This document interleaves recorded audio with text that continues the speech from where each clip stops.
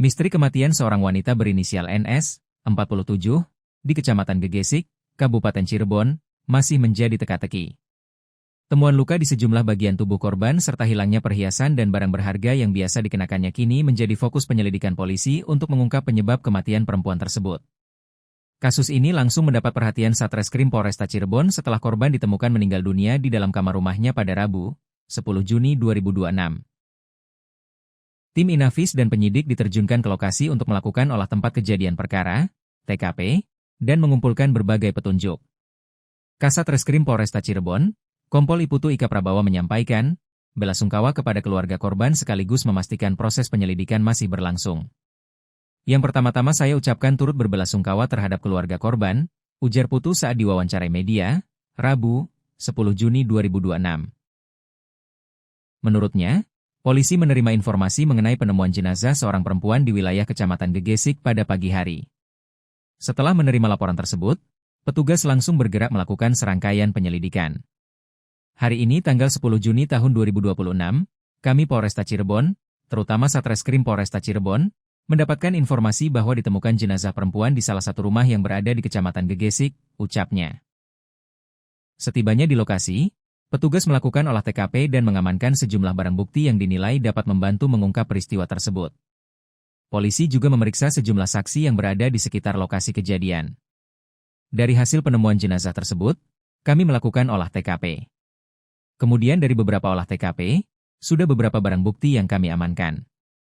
Kemudian di TKP juga ada beberapa saksi yang sudah kami lakukan pemeriksaan, jelas dia. Untuk mengetahui penyebab pasti kematian korban, jenazah NS saat ini telah dibawa ke Rumah Sakit Bayangkara guna menjalani autopsi. Untuk sementara, jenazah korban yang berjenis kelamin perempuan ini dan berumur kurang lebih 47 tahun, sedang dilaksanakan otopsi di Rumah Sakit Bayangkara. Kemudian untuk selanjutnya, perkara ini masih dalam proses penyelidikan daripada tim kami, katanya. Polisi juga menaruh perhatian terhadap informasi mengenai hilangnya sejumlah barang berharga milik korban. Namun hingga kini, penyidik masih mendalami apakah hilangnya barang-barang tersebut berkaitan dengan kematian korban atau tidak. Untuk barang-barang yang hilang, diduga hilang, itu juga kami masih dalami, ujarnya. Ia menegaskan bahwa penyelidikan akan terus dilakukan, termasuk olah TKP lanjutan dan menunggu hasil autopsi sebagai dasar untuk menentukan penyebab kematian korban.